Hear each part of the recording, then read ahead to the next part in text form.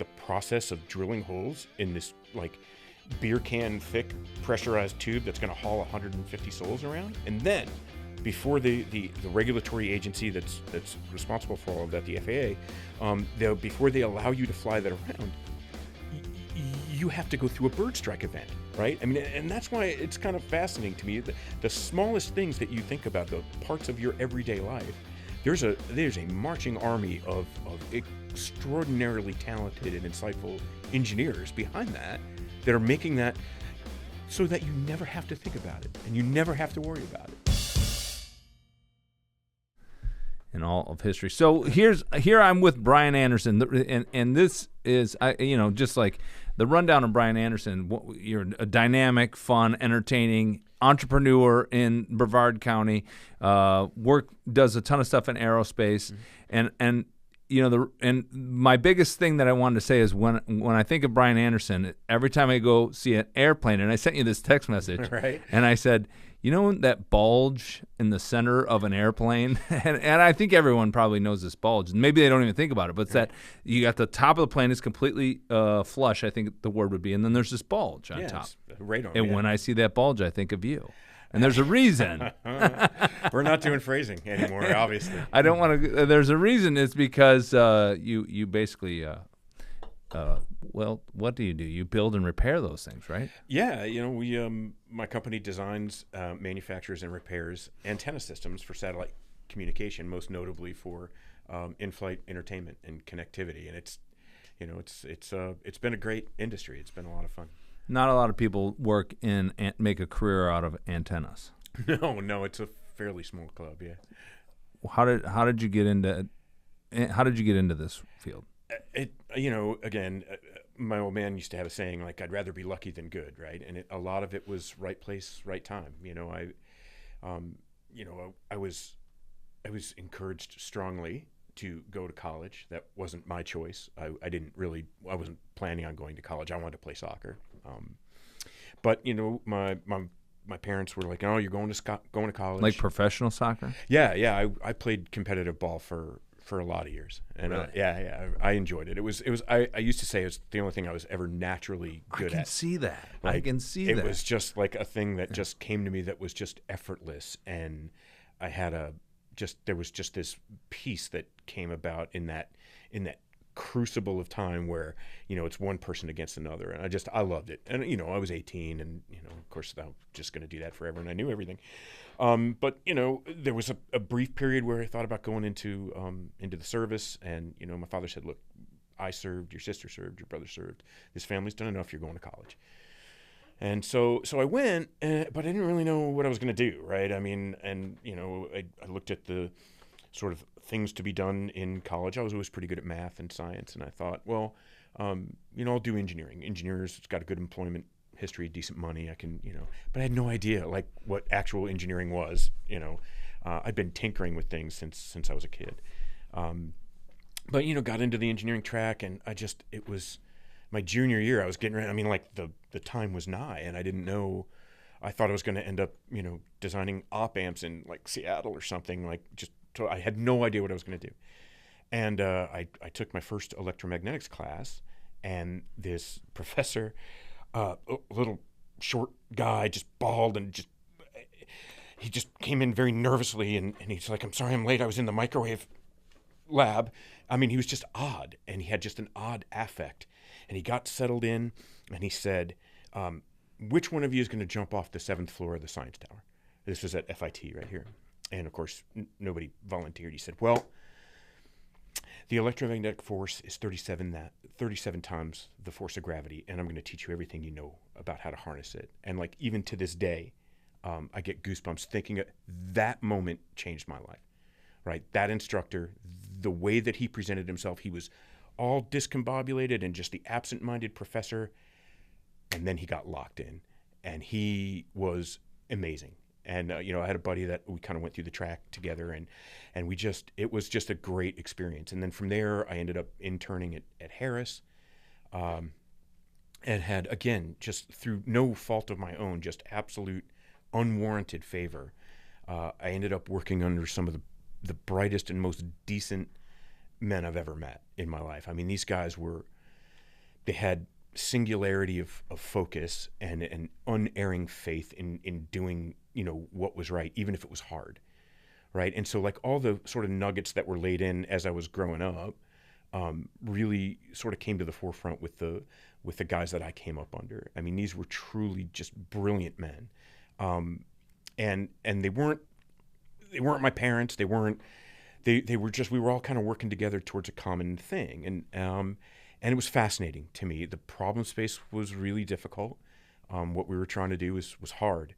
But it was great. I mean, and I learned so much under them. And that's how I got into the antenna thing, right? So like the professor, Dr. Nunn, he got me into the sort of like the magic of electromagnetics. And then, the guys that I had come up under at Harris, who ultimately I still work very closely with some of them, they just really taught me a love for the not just more the academic part of it, but to the actual practicalness of engineering. And it was just a great experience. And then, one thing led to another. One of the programs we worked on, we put, radio and television on Air Force One prior to the first Gulf War. I wasn't part of that particular thing, but I kind of came in on the tail end of it. And then we ended up from there trying to leverage an antenna system into commercial transport, like airplanes and commercial airline stuff. I wanted to stop real quick and drop a note about my newest book that I think you're really going to enjoy. The Unknown Adventurer is a story of love, philosophy, my experience with God, my move and travel across the nation, including Mexico, my trip into the Himalayas and in Italy, and returning to America. It's a little snapshot of what my life has been for the past 20 years, and I think it'll be insightful and something you love. Be sure to check it out in the links below. Get a copy on Amazon or get your own signed copy from me on my website. At that time, this was like the late 90s, early 2000s. There wasn't any in-flight entertainment or connectivity. God forbid people actually brought books with them and read and were literate and conversant. But that industry just it was, again, right place, right time. The advent of technology was coming. Internet was becoming more ubiquitous, right? Like in the hotel model, like offering Wi-Fi or internet was like less of an amenity and more of a thing that was necessary. And I remember the guy that started JetBlue Airways. We held a press conference in New York City, and he just got up there and he's like, "Look, we're starting a low-cost airline. We think you'd rather be entertained than have some crappy sandwich. So we're putting TV on every flight." And it turned in the best marketing campaign I've ever saw. He had like 6 kids, and he like little, and he brought them all in, and I'm freaking out, right? Because I was like setting up the demo, and like we rented out this bar in New York City called Idlewild, which was what JFK Airport used to be named. And like we had like 12 hours to get this whole demo set up. I had to put a dish on the roof and route cables and get a whole like interior of an aircraft set up to do this big marketing press splash. And we were on. We were all switched on and just working hard.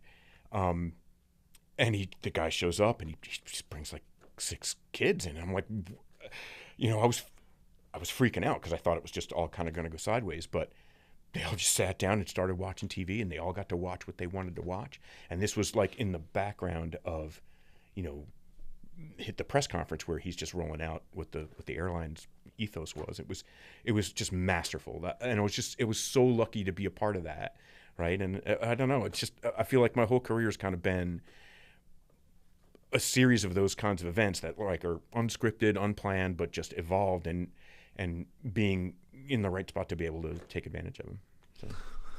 Wait, so this is what's fascinating about this whole conversation to me. So when I say the word first, I want to unpack a couple things. I want to talk a little bit more about this professor and this equation that you threw at us about jumping off the post jumping off the building, right, which sounds fascinating. But more, it's not for everyone. No, but it is fascinating because what blows my mind here, and I think that for the common person, what's probably most interesting is when I think of antennas. Well, probably it's the antenna that you put on top of your house, right? Sure. As a kid, we had one in our house. When I went to Italy, for some reason, they still have thousands of antennas on top of every. Physics still works. Yeah, man. It hasn't really changed a lot in the last couple hundred years. And recently, I have a friend who's an engineer with I think L3 Harris as well, and he was like, Barry, I get all. He basically has all the channels that anyone could have because he has a 30-mile range antenna, right? And, Sure. it's like everyone's paying for cable and he's getting it for free. It's a thing. No, it is. But so I think when the audience says, when I say, oh, you use the antennas and you say you got lucky in antennas, and probably the audience is like, wait, you got lucky putting the antenna on the roof. But for you, it's a whole. It's the world. It basically how we function. Yeah, I mean very very fundamentally it's a way to transmit information at a distance, right? And that whole like action at a distance thing is just fascinating to me. And the typical, like when I give people a tour of our shop, or I'm at parties where people ask, what do you do? And it's like, well, this is the greatest conversation killer ever, right? It's like I design antenna systems for satellite communication, and everybody just sort of glazes over, right? But occasionally I have an opportunity to kind of like start from sort of first principles, and it's like, okay, if you have a light bulb, right, it shines light in all directions equally, right? And but if you put a mirror behind that light bulb, it gets super, super bright in one direction and not so bright everywhere else. And antennas effectively do the same thing. They focus and direct energy in a particular direction, and by virtue of that, and the Maxwell's equations and all the things that surround the electromagnetic world, which is fundamental even from the atoms in our body to all the communication systems and surveillance systems and all the other implications. It's ubiquitous. It's everywhere, right? And having a small part in being able to direct that energy and use that to fundamentally communicate, right? I mean, I think one of the things that I find really fascinating is just the art of communication, right? It's been sometimes, especially with the advent of a lot of social media and all that whole sort of skill is kind of just waning, right? But the ability to have an idea and articulate it across some space, such that another person can receive it and understand it, even in the presence of noise, right? Like if there's a bunch of screaming kids in here, you and I can talk just like this, right, at this level, and there's a clear channel of communication. The words I say, the words you say come back and forth, and there's like a reception and an understanding of that information. Put a bunch of screaming kids in here, or a teenager with an electric guitar. Now all of a sudden, if we speak at the same level, we can't understand it. The message is lost in all the noise, right? And so we either have to speak louder or attenuate the noise to be able to maintain that sort of relationship of information. And like that whole problem space is super fascinating to me, right? And antennas are sort of a natural extension of that. I don't know that I would have known that, when I was contemplating jumping off the science tower building, but this is sort of like an evolution of an idea that's kind of been pervasive throughout my entire life. Everywhere I go, it's just, from a real early age, language and communication was just central and foremost to my upbringing. So it's just, I don't know, it's just how I ended up here, I guess. But it is of great importance and interest to me. Wait, what was this? Did you really contemplate jumping off the tower? No. But do you remember the outcome of that? You threw an equation out there about, and I was like, what is this equation? It wasn't. It was a parable, and it was, the guy had said, which one of you is going to jump off the like, it was a natural question to ask. Like, okay, there's 30 kids in this class. You're all 20 something maybe. Which one of you is going to go walk up to the top of that 7th-story building and jump off?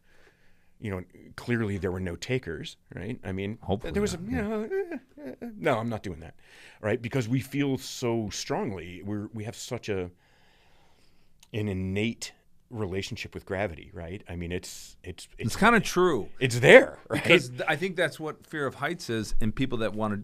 You get on a bridge and like, I don't want to get too close to the edge, because there's something within you when you get on that. You're like, I want to jump. It's fundamental. Yeah, I want to fly or jump or whatever. Yeah. But we all have a relationship with gravity that we don't think about.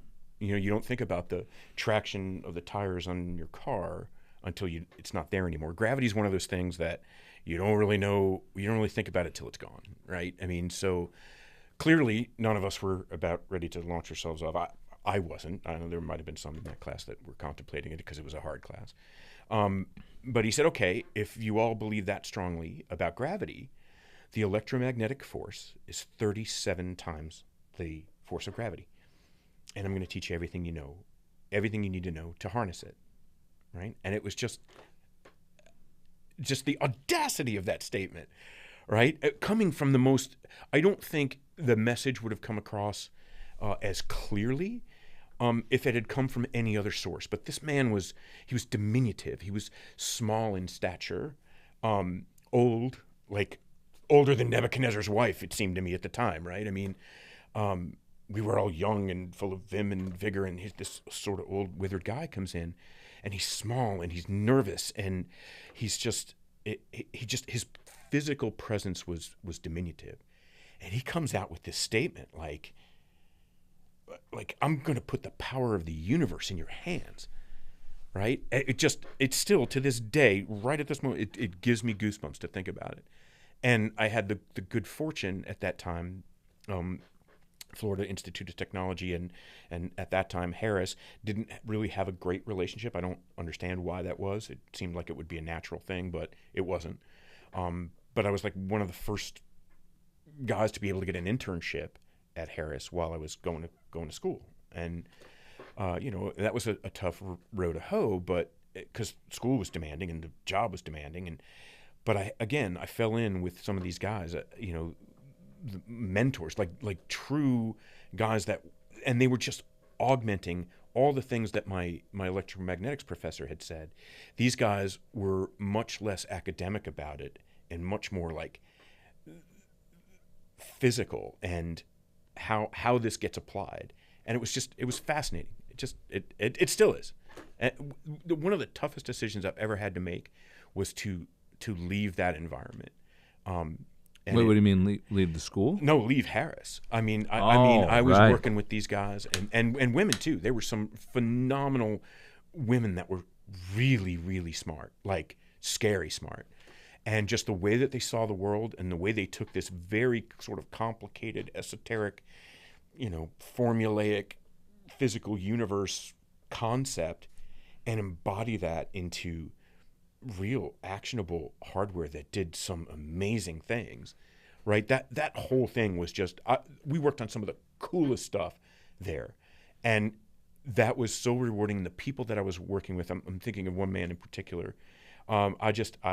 He was like some people, they'll have a coach or a pastor or some not parental person in their life that just absolutely solidifies kind of who they want to be and recognizes something in them. This guy was that for me. He was brilliant, just like one of the most brilliant people I've ever met, but calm and peaceful and like a family guy and like super loving and just patient. Like he literally had the patience of Job. There was one thing I was working on with him and it was hard. I mean, it was a hard problem. And I was just struggling. I was like, yeah, I don't get it. Sorry. Can you try explaining it a different way? And so we went through this over the course of, a week or two. And finally I come into his office. I was like, yeah, man, I don't get it. And I can see he's getting frustrated, right? Because to him, it wasn't that hard, but everybody's hard is hard. And that was my day for it to be hard.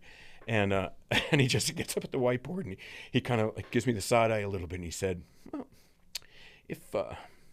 if one were intuitive, one might want to think about the problem space in this way. And for whatever reason, I don't know if it was a little bit of like getting challenged and having my card pulled, like, you don't need to be this obtuse. You're capable of doing it. If you were intuitive, this would occur to you naturally. Like a little bit of that good-natured ribbing. I don't know if it was that or just the 37th way he decided to explain it to me. But it clicked. And I'll never forget that moment of just clarity that came after really struggling with something. And that's a thing unto itself, right? There's some people chase after thrill or drama or, we all like different things, right? Solving really hard problems. It's not necessarily solving the problem, but going from this is impossible to, it just became possible. That little just flash of insight. Most engineers are almost incapable of feeling emotion or conveying emotion. I don't think that's true, but that's harsh. Conveying it's a different thing. That's harsh, right? but I think if engineers were honest with themselves, I've had a relationship with a lot of engineers. They're very functional. How do things work, and how do I make them work better, or how? And so when it comes to emotion, it's not something that they can put an equation on or articulate, so that it's not something they can figure out how it works. So I think that they just steer away from it. That's just well, I mean, and maybe I'm wrong. Well, I mean, I think that's a very experiential way of viewing it, and I certainly think it's valid. And in your experience, I think that's probably got a lot of authenticity from being able to see sort of both sides of that coin. I had another very close friend, lifelong friend, and he used to say, all problems are communication problems, all of them, right? Just any problem that exists in the history of problems, they're all communication problems. And I would stipulate that engineers they're very structured in thought and structured in the way that things work.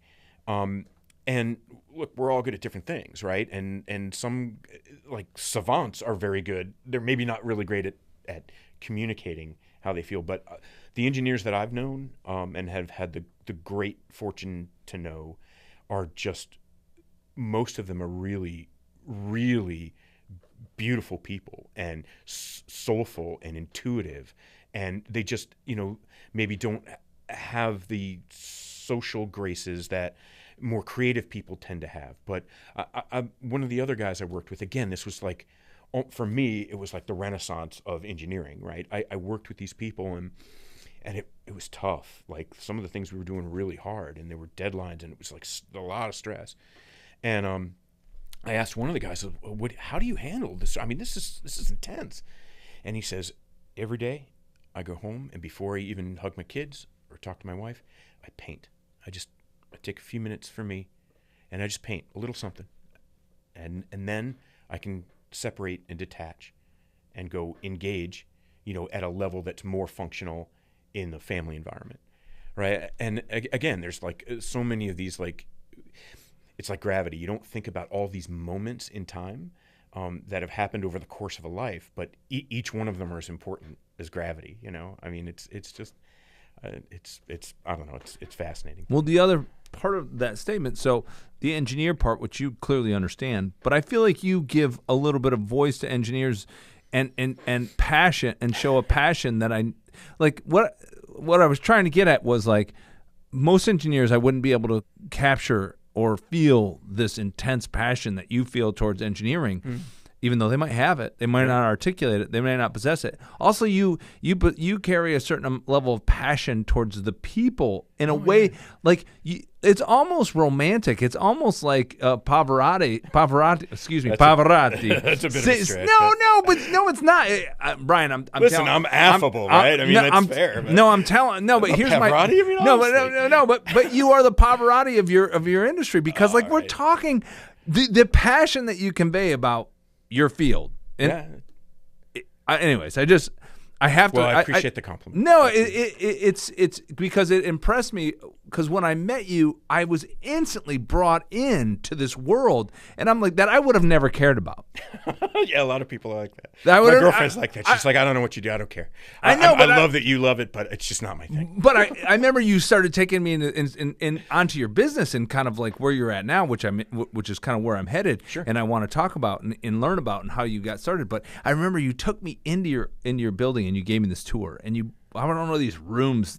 You're gonna tell me these rooms that we went into, but the genuine passion. Oh, this thing has, and I was just like, what? This is the most fascinating thing, because you love it so much, which I absolutely love. I also love gear, right? Yeah. It doesn't matter what it is, whether it's music or sports or my vocations. Like, I like buying stuff, right? I mean, it's like because everything, it's like language, right? Everything's got a purpose, and if you have like the right tool or the right word, like good things can happen. So it's like, I don't know, but yeah, a lot of that stuff's super cool. No, I it's just enjoy it. you're one of those people. One of the people. You're literally one of the people that you describe. All these people that you love, and you're one of those people too that draws people in. Is my point. But why do you? You know, I remember meeting you also talking about leaving Big Corp. You'd call it Big Corp. And kind of move, and you wanted to. You know, you're a heart and soul guy, and you wanted to start, and you started your company. Like, what? How did that even begin? I mean, it's you. It feels like you have a big, thriving, moving piece, but that's a scary thing to do, and I don't even know how you got there. Yeah, and you know, some days I don't either, right? I mean, it's I've always kind of used the turn of phrase like it's fumbling towards ecstasy, right? It's like if I would have written down 30 years ago now, like where I would be, I would have sold myself way short, right? It's unfathomable to me how this has all worked out. Like I had no idea. And even still, some days I don't know. I have no idea how it's all going to work out, right? And that's kind of exciting too. But you know, that journey started like most days do. I think I mentioned just a few minutes ago that one of the hardest decisions I'd ever had to make was leaving Harris and the people that I had come up under.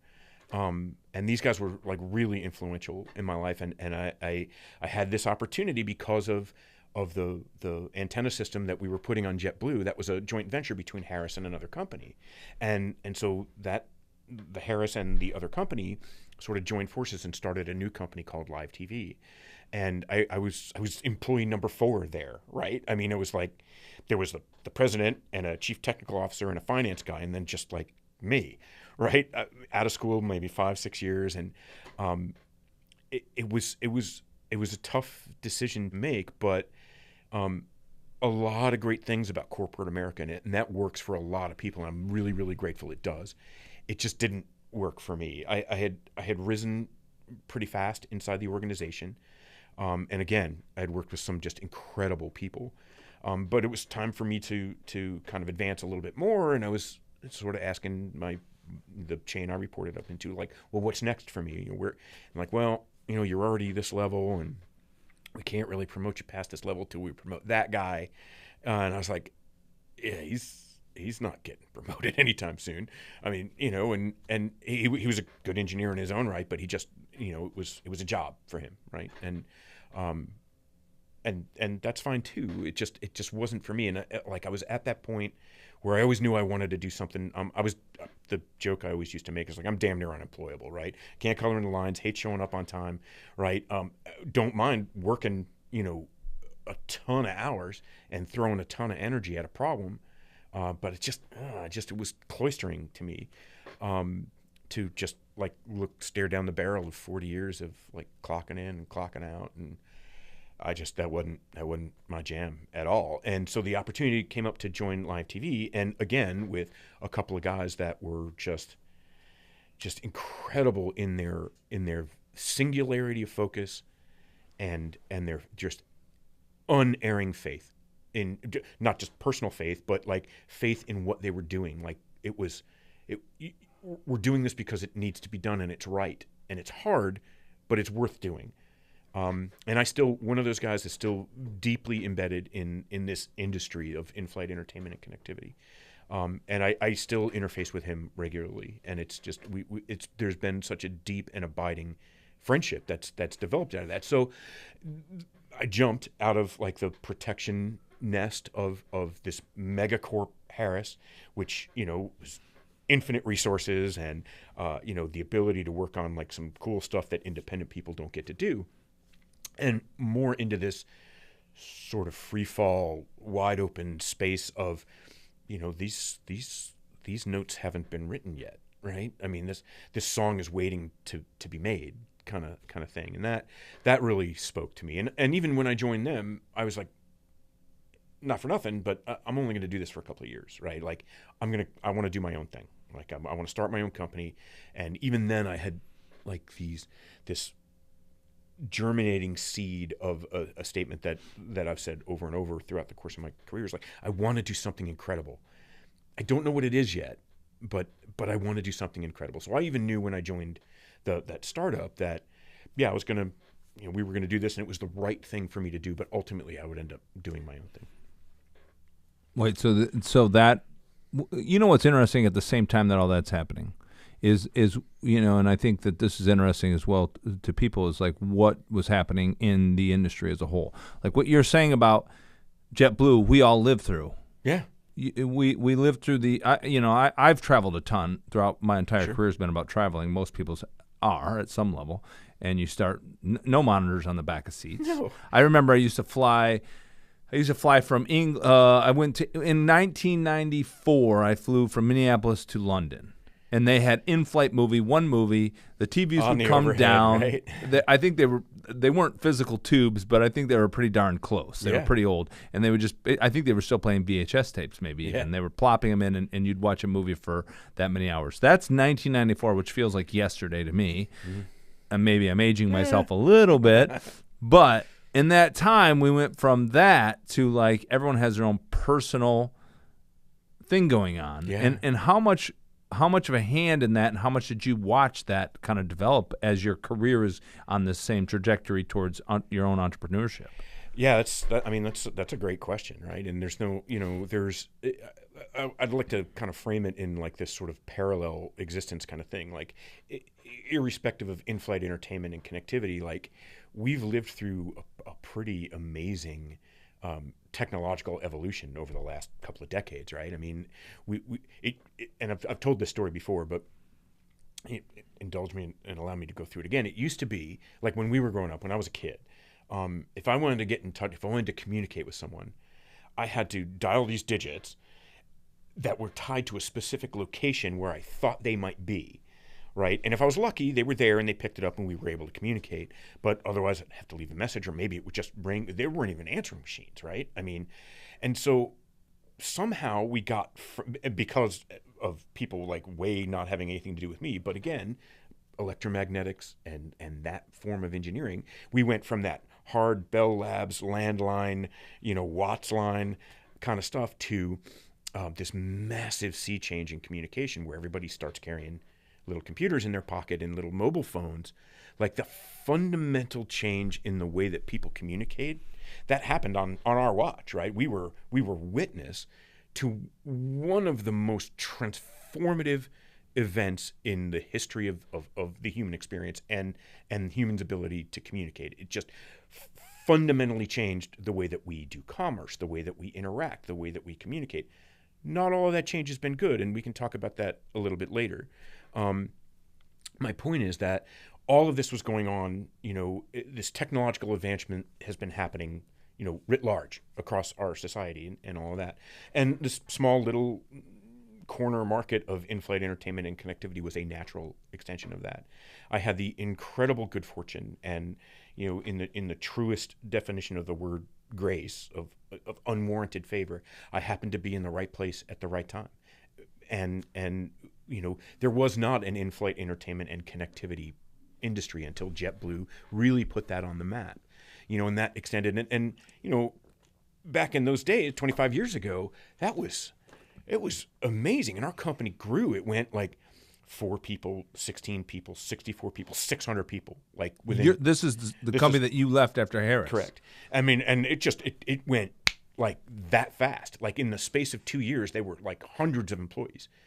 And you're working in the this new booming industry of in-flight entertainment with the antenna. Is this the antenna that I initially joked about on top? Is this where this absolutely. is booming? Yep, absolutely. And there's so many aspects to that. To get something on an aircraft is hard enough, right? And there's so many aspects, and like we were just starting out, right? I mean, we had some fundamental technology that was being leveraged, but like none of us knew anything about aircraft. I mean, I came from a aviation background. Like my father was a pilot for years and years and years and years, and he just absolutely loved and still loves the ability to fly, right? In the same way that I like soccer was the thing that I think I was meant to do. Like it was just that one thing I was naturally good at. For my father, it was flight, right? There's a lot of things could be said about that man, but he sure was pretty good at getting there. He was and he wanted me to be a part of that. He took me flying, and I hated it, right? And so he was like, well, maybe you could be an aircraft mechanic. And we had a pretty vitriolic conversation as a young rambunctious teenager. So look, there's no way I'm going to freeze my ass off working on aircraft. It's not for me. And then I went off and sought my own fortunes. And funny thing, 20 years later, I'm in JFK standing on top of a JetBlue A320 aircraft, freezing my ass off working on airplanes. I just couldn't believe the irony out of all of it. But it was a little bit of a sidebar. But there's so many aspects to getting something on an aircraft, and none of us had that experience. We understood communication systems. We understood electromagnetics. But like the process of drilling holes in this like beer can thick pressurized tube that's going to haul 150 souls around, I mean, there's a lot to that. And we got a world-class education like in a hurry. And again, it was yet another industry that got opened up where I was able to work with and interface with and learn from some of these really incredible people. And it was an amazing time. It was like Wild West, like what I imagine the Wild West would be like with maybe more. Well, entertain me for a minute. I know there's a lot of high level stuff that you're guesstimating that most people are not going to be fascinated by this, but I do think it's fascinating because if they are, they should like talk to a therapist immediately. I mean, this is not something. I mean, but it is fascinating.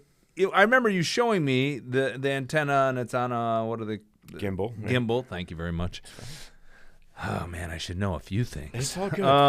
It says on a gimbal, and it points at a satellite, and it tracks that satellite, and as soon as that satellite's out of sight, it goes and finds the next satellite. Sure. Which leads into this new piece of technology that you and I kind of did some stuff on. I don't know where that's at right now, but we can get there.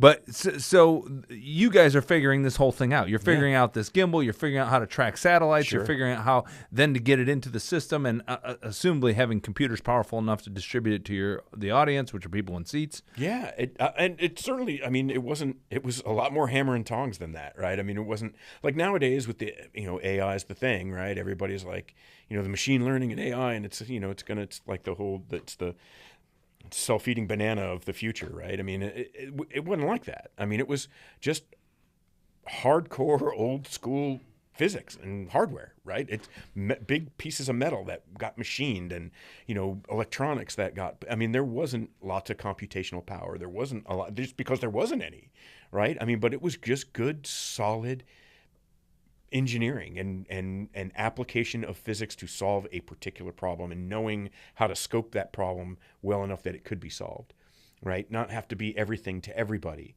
right? Or not solve all the problems, but for this particular problem space, this piece has to do that thing, and it's got to do it on that platform, right? And it wasn't formulaic at that point. It is now, right? Because it's been done so often, it's almost, And the problem that you were commoditized, solving, right? Can you give me a couple details on the problem you were solving? Sure. Let's talk about the radome, the plastic cover that goes over the antenna. Because it's like, I mean, everybody's familiar with antennas for like DirecTV satellite television, right? It's a big dish, 18-inch dish that goes on your house and kind of points up into the sky, blankly staring out into the ether, right?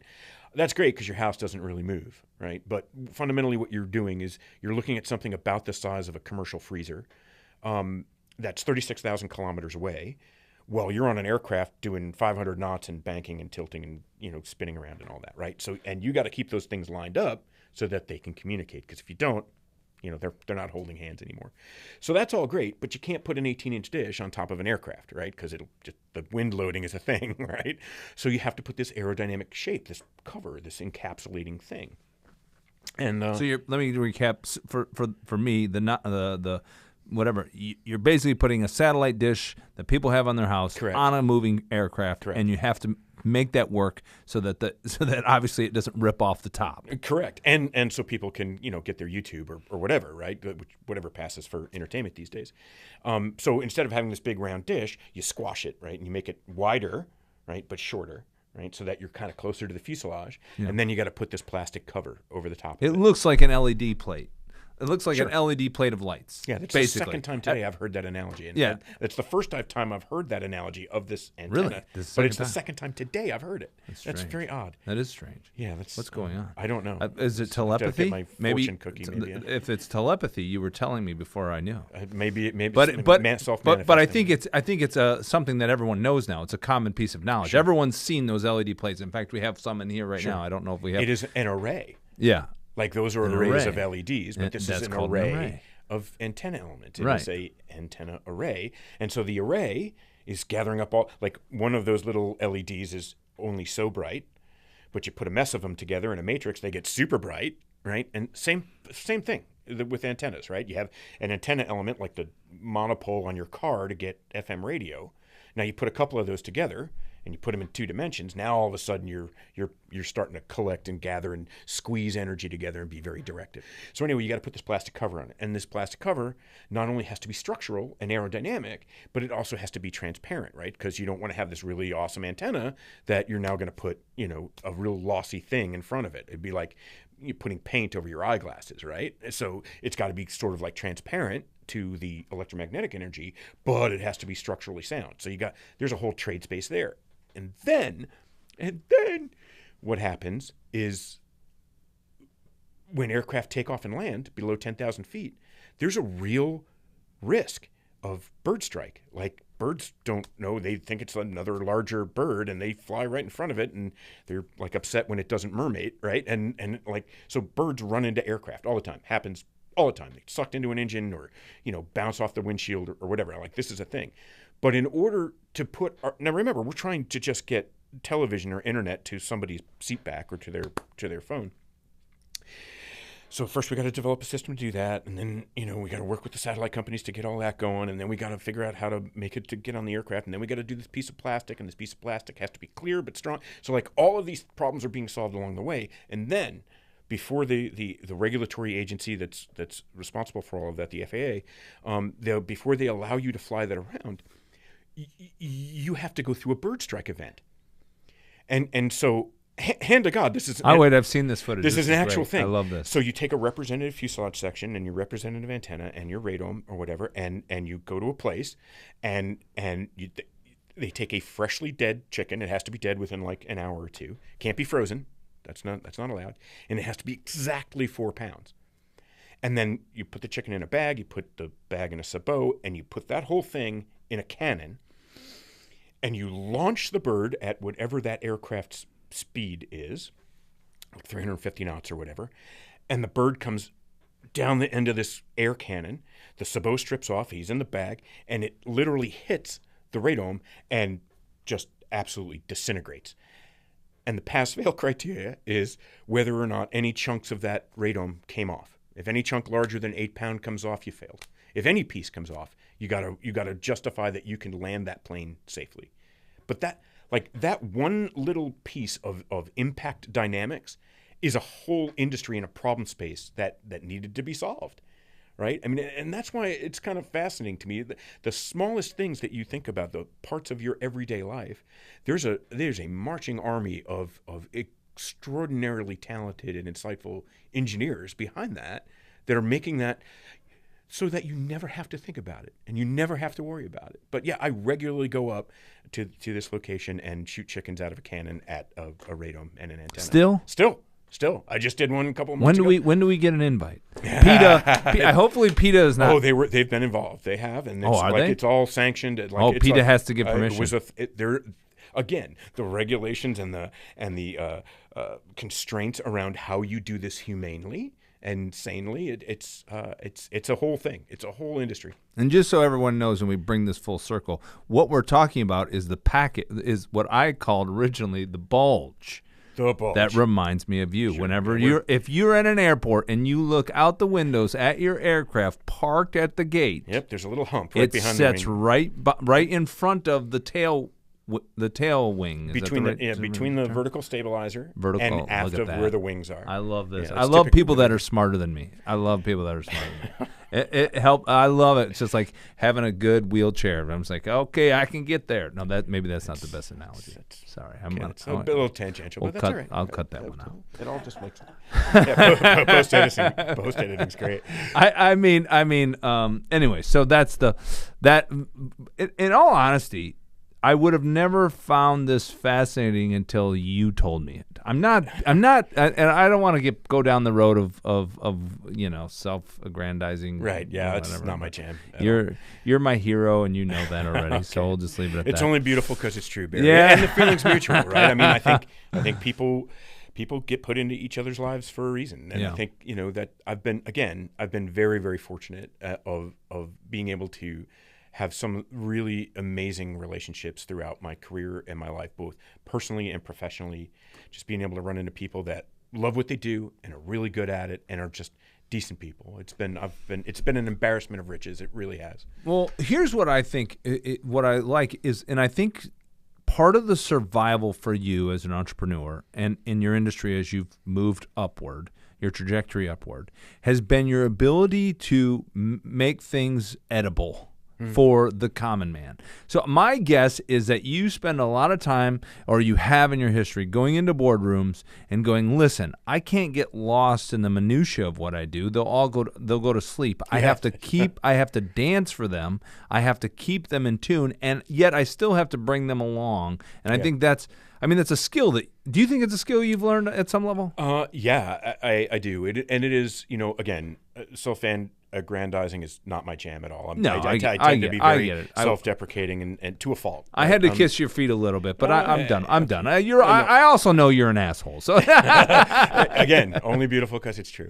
But one thing I can say is I really enjoy doing, and I have an affinity for, is taking complicated subject matter and distilling it down to the right size for a particular audience. That at once is very satisfying. It also can be really frustrating because, especially with the tick rate that our world runs at nowadays, there used to be a TV show called The West Wing, and there was an episode on there where the politician, he just wanted the 10-word answer, right? But the problem spaces that they were going through were complicated, and the main character of that show said that's what your problem is. You want the 10-word answer for something that can't be explained in 10 words, right? And so that really stuck with me.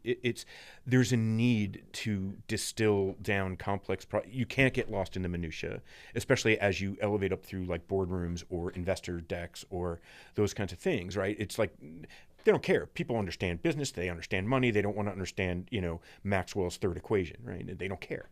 They don't need to care. But the ability to distill down the basic tenets of what's important, it is a skill, and it's a skill that's been developed over time. And again, I think back to the guy that's like, if one were intuitive, one could think about the problem space this way, right? And a lot of times, I've got to kind of help.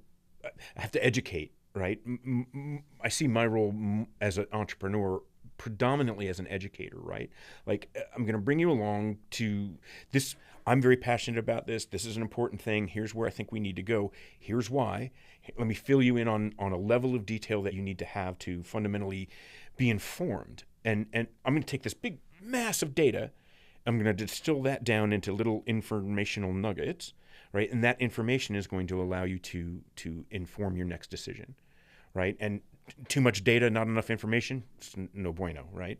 Too much information clouds the ability to make a crisp solution. So there is a kind of a nuance to that, and it's communication, right? It's not electromagnetic, radio frequency communication, but it is communication of another way. And for me, that's really the fascinating part of it. Well, in the space of engineers, rules and structure are king and queen, right? Mm-hmm. Would you say? Sure. So what does it mean to be intuitive for an engineer? You have to go outside of that at some level, right? Is that what you're saying? Yeah. I think to be an entrepreneur, and I really think that's kind of where that very structured, very rule-based, procedural realm of engineering, look, there's major companies doing lots of world-class engineering all the time. Big marching armies of people doing hard things. that's great. And I don't think you need to be able to, have this, more affable or more accessible method of communication to be successful, or for that mission to be successful. But I think entrepreneurs in particular, that's mother's milk, right? I mean, that's bread and water. Like, if you're going to go out and ostensibly support your own family and the families of people that choose to go on this crazy journey with you, you have to be able to communicate well. You have to be able to explain and educate and compel people to believe in you. One of the biggest problems I think entrepreneurs have, unless you're infinitely funded or have great backing, is you have to be able to sell an idea, right? Or sell and make people care about why it's important, right? And that isn't done with like charts and graphs and pocket protectors, right? I mean, all of that stuff needs to happen in the background, and you need to have that canonical understanding of the problem space. But if you can't communicate it, then it's really hard to kind of get off the ground, right? And compel people to kind of buy into what it is that you're wanting to do and to make your own way. I mean, without that ability to communicate, I think one thing that you'll find from most entrepreneurial people is that they have a penchant for crisp, if not entertaining communication. To think intuitive is also to think for yourself, and I feel like we live in an age where not a lot of people think for themselves. Is that fair? Yeah, I struggle with this a lot, right? I mean, I got a front row seat, right, to sort of the advent of social media and the pervasiveness of all that, and I have to be really, really careful here, because it's like every generation thinks that the generation that's coming up is getting it all wrong, right? I mean, that's just part and parcel of get off my lawn. Right? I mean, just by virtue of getting to this age and amassing the experiences that you amass, you fundamentally think that there's no way these little whippersnappers can figure things out. And that's a really dangerous trap, I think, for men of my age or people of my age to fall into. There's an intuition, a knowing of things before you know them, that I think is happening. And so to just like with a broad brush write off all of social media and the bane of TikTok is, rotting the brains of our children and reducing the attention span of our society, and we're a nation in decline because of it. I happen to think a lot of those things are true, but I can't entrench myself into that mindset, because then I miss, like, there is a new version of that magic coming, right? I mean, there is a new version of that intuition coming. It's like I'll look at my kids in particular, but other kids of their age, and they're solving a different problem space, right? I mean, for us growing up, it was be productive, work hard, delay gratification, nose to the grindstone. Success comes through suffering, right? I mean, it was just part and parcel. It was the zeitgeist of our upbringing, right? And they're solving a different problem today. I think the generation behind ours, they see how hard we've worked and how we've done without, and how we've poured everything into certain things, and that's not what they want, right?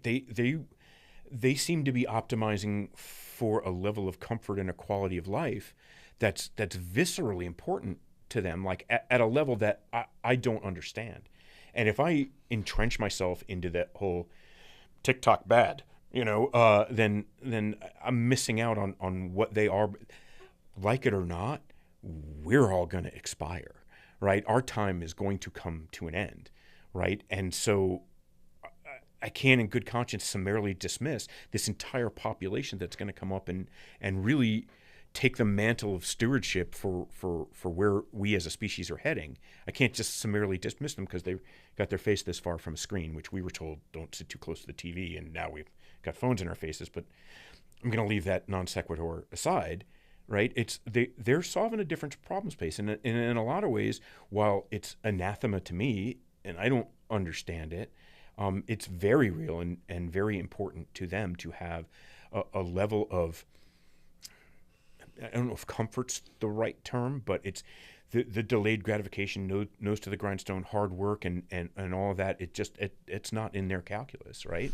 And I think ultimately, I'm just going to get a little far afield here. I think that will be better for humanity if it doesn't end up being completely self-serving, right? I think this idea of empathy, right, and the idea of being present and not being like the old there used to be the joke like nobody's epitaph ever says I should have stayed at the office longer, right?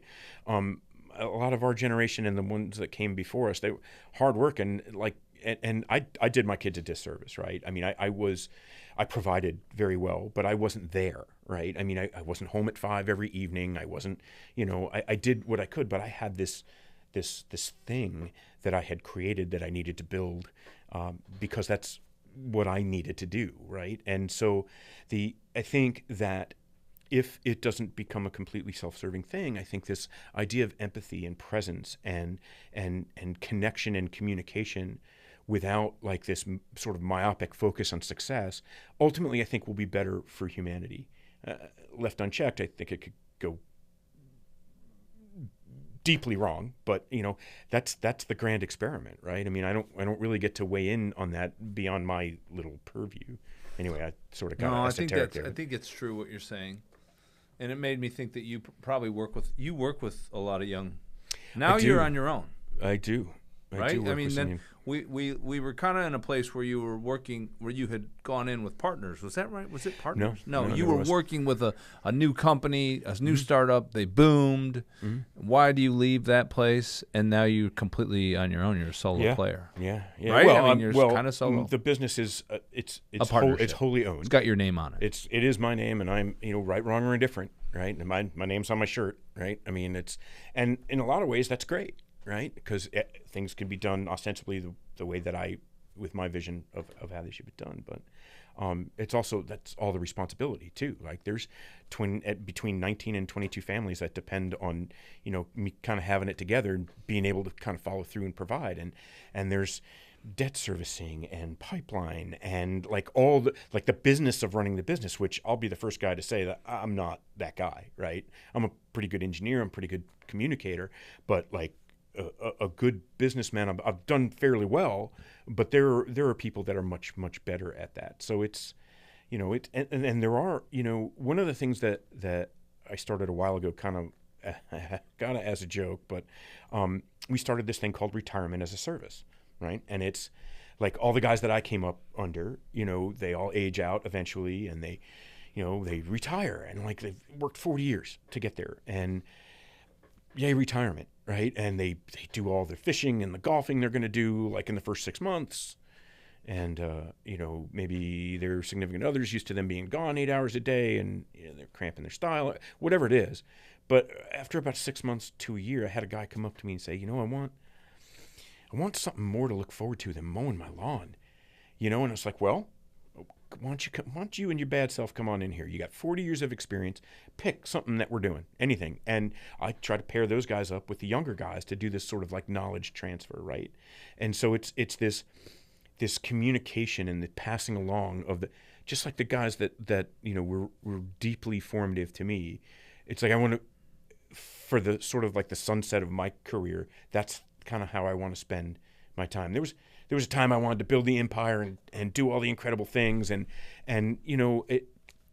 that's less important to me now. I mean, I love the business I'm in. It's on certain days it looks like the trajectory is really good, and it would be nice if it all kind of worked out that way. But I'm also kind of ready to get into my name doesn't have to be on it anymore, right? I still want to do something incredible, but look, I've spent an entire career we've been the guys behind the guys, and I'm ready to kind of get more into that role, less of the out front and more of the sort of transfer of knowledge and transfer of experience into the up and coming generation, right? To be able to continue on and see what next great thing that they can do, just the way the guys that I came up under did. So it's kind of like this odd space, and I'm having a birthday here in a couple of weeks, and 25 again, yeah. Wow, so good for you. It's rough. It's Dorian Gray is alive and well in New Smyrna Beach, but who's Dorian Gray? It's Oscar Wilde book, The Portrait of Dorian Gray. God, I should be ashamed of myself. It's fan. Read the book, Barry. Read the book. You know what? You did me the solid of getting me my favorite book. Shackleton, Endurance. That book was life-changing for me. Really? Life-changing. Oh. And the insight that you had to give it to me at that time, let me tell you, the day you handed that book to me was about the worst period in my life, bar none. And that's saying a lot for those that have known me for most of my life. That period was super dark. And it just I felt like it was never going to end. And it still hasn't. But that book was. Wait, tell me about how it changed. What about the book? You can tell me about what was going on with you too. But what was going on with me really isn't important. Suffice to say that personally and professionally and emotionally and just in every facet of the human condition that I was going through at that time, it just was all bad. It just sucked. I was in a really rough spot.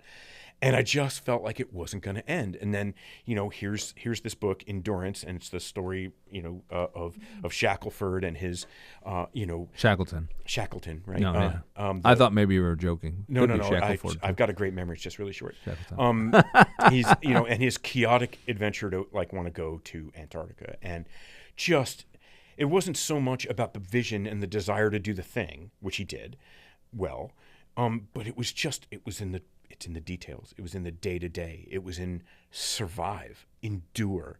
Like the fortitude of getting through the problem spaces he had to deal with were just amazing. And he amassed a team of guys that all shared his vision or believed in his vision. If you're in the area and want to do a podcast yourself, be sure to check out the Space Coast Podcast to book a session with Jesse. The link will be in the description below. Check it out.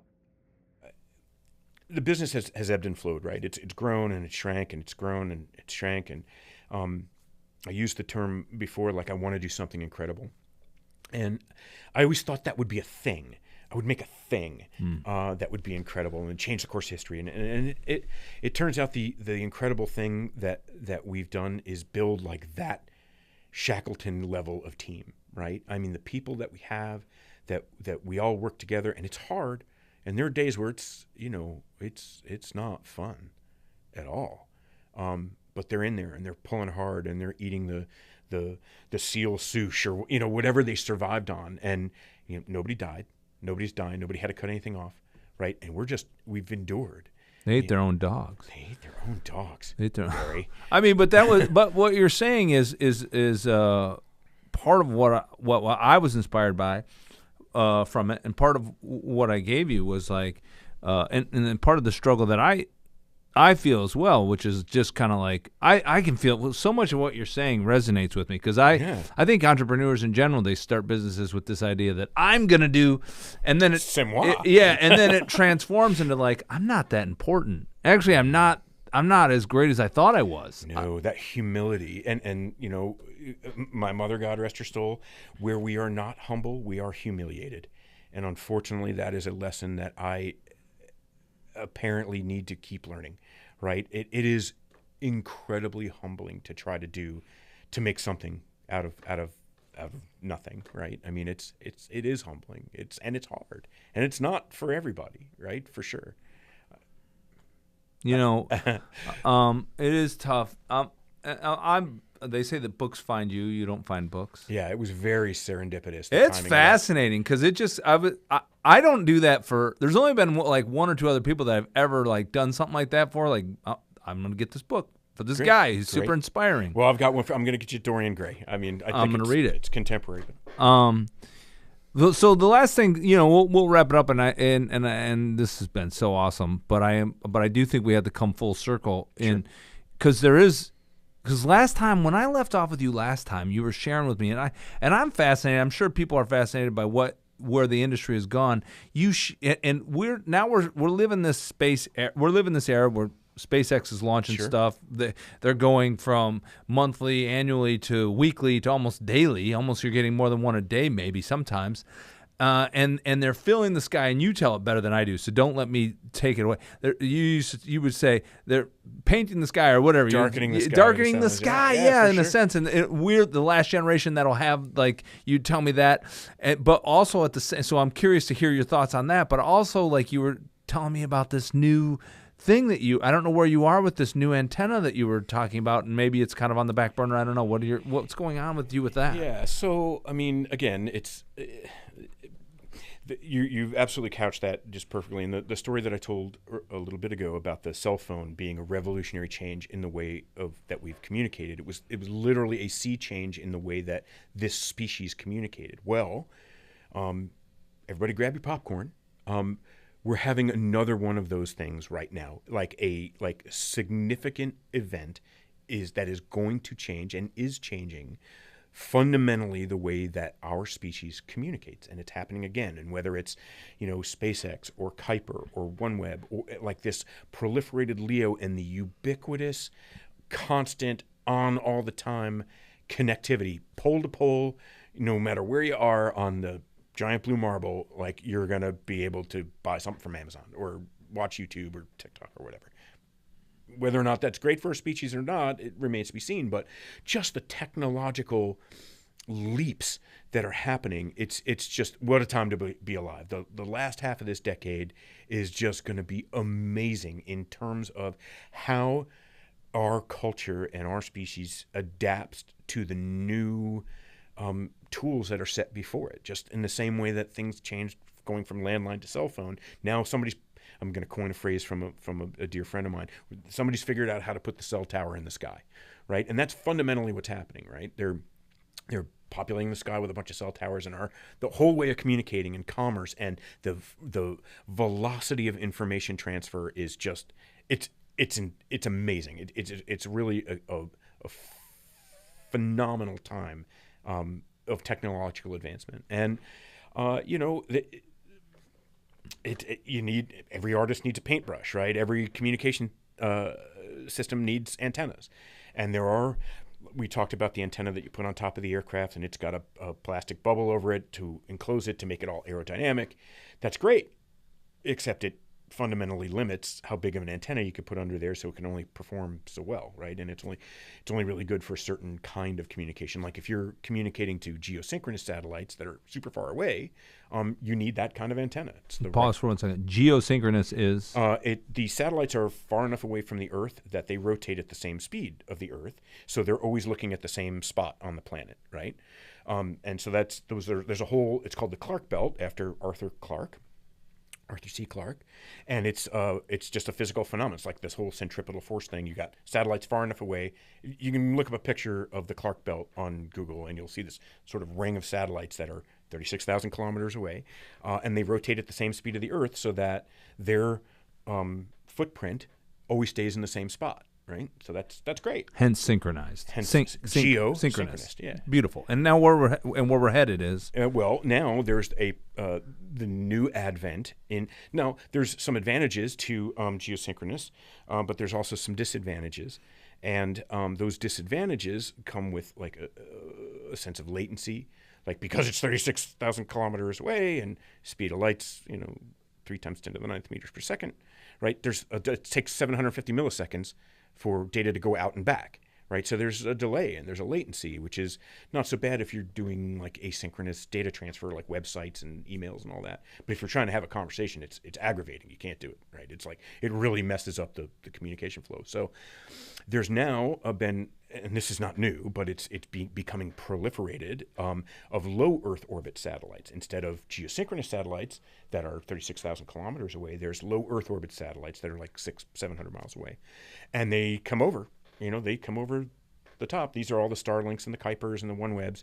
Like they're constantly there's satellites going overhead all the time, right? And they're making this sort of fabric of connectivity, but you need a very different antenna to solve that problem, right? You need an antenna that isn't this big hunk of metal that you have to kind of swing around like a battleship in a bathtub. You need high agility ability to track this thing as it's going over the sky and then instantly come back and retrace to catch the next one, right? It needs to be really fast. So there's been this whole sort of develop with the proliferation of low Earth orbit satellites. They're colloquially called LEO satellites. The Leo, you taught me this, the Leo constellation. Mm-hmm. Yeah. So when you hear that term, that's what you're talking about. Yeah, LEO constellations, low Earth orbit, they're like the Starlinks and the Kuipers, and there's thousands and thousands and thousands of satellites that are close to the Earth. So not a lot of latency. You could hold conversations, information rate, data transfer, and they're everywhere. It's not like, if you're looking at a spot over the equator for geosynchronous and you go up to Canada, that's a harder problem to solve, right? But now with LEO, you could be anywhere on the planet, and if there isn't one overhead, there will be in about 3 minutes, right? There's always a satellite in view, so that now your antennas they don't have to be as powerful or strong, but they need to be fast, and they need to be able to, move. They need to have what's called beam agility. And there's a lot of ways to do that. Instead of having a fixed beam array of antennas, you now have a phased array of antennas, and you can electronically steer the beam around and do all those things, which is great, except, those take a lot of power, and they're really hot, and there's some limitations. Like, there is no panacea solution for all of it. So and I say we in the very broad sense, like, this was not my thing at all. When another one of the most brilliant men I've ever met came up with this idea several years ago of being able to have all the benefits of an electronically steered array without all the drawbacks of it. And we had started some patent work on that and advanced it. And he's gone in a different direction, and quite frankly, we haven't had the bandwidth to advance that. The bandwidth or the resources to be able to advance that. There hasn't been much of an R&D budget here recently because we're executing. We've been able to sell a lot of product into the market, and we're developing new product for that market, and so we're focused almost exclusively on execution now with a little bit of innovation. Whereas if money were no object, if time and money were no object, I'd invest heavily in this research and development product. I think that this particular technology needs to exist. I think it can be revolutionary and disruptive. I just don't have the resources to be able to pull it forward. And so that's... Well, I mean, for me, I think the thing there that's fascinating is that you're in tune with that, and you're coming up and you're in tune with it. And your colleague, I forget. I'm sorry to draw a blank.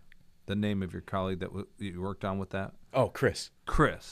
When you guys showed that to me, again, I was like, I'm around very intelligent and a certain amount of intuitivity, to use kind of your word there, which speaks well. Anyways, I was just curious about that because when you guys told me about that, I thought it was fascinating. It is. And I think it's just, I think, like you said, I mean, what we were working on at that time was to try to find an investor. That's it sounds like maybe that hasn't happened yet. Not yet. Maybe someone. It's not like we're not trying. Maybe right? someone listening to this will reach out and connect with you. Fair. Last question I have for you. My grandiose kind of like thoughts on how we'll leave the world, and I sent this to you. What do you wish? And I might have two more, but maybe we'll leave with this. What do you wish there was more of in the world? Time. All day and every day, more time. There's not enough time to focus on all the things that need to be done well. And whether we're speaking geopolitically or conservationally, or there's not enough time. And I think I bring it down very, very locally to my experience. And, I love what I do. I love my job. I love the industry I'm in. I love the people about it. I want that to be as successful as possible. In order to do that, that is like 130% commitment, which isn't possible, right? Because there's other things that are important to be done as well. I recently became a custodial parent. My son moved in with us, and I intellectually I knew the difficulty of custodial parenthood, right? Intellectually, it's hard. It's an all-day thing. It never ends, right? All of that. I don't think I really had an appreciation for how hard that job is, and it's not hard physical lifting. It's all of it. And in order to do that very well, you need almost 100% focus, and you need time to be able to do that. Or if you want to take care of your body, right? Or foster loving relationships, or all of the things that are part of life's rich pageant, they all take time. And invariably, you come down having to make the trade of, what am I going to focus on now, right? And just in the entrepreneurial context, is like, am I innovating today, or am I executing, right? I want to innovate because this thing needs to come into existence, because it'll set up, the next set of technology generation.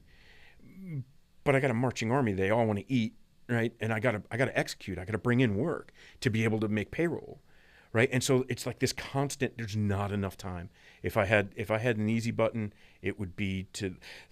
I remember, like, as a little kid, there was this goofy after school show, the girl with the gold watch and everything, right? And the idea was, like, you hit this little gold stopwatch and time stopped, and you could focus on, like, in this context, it was the blue of her eyes, or the sheen of her face in the sunlight, right? Like, he got time to appreciate the beauty of his love interest, right? And then he could click the watch and everything would go back to normal speed, right? I've thought about that, like, since early days.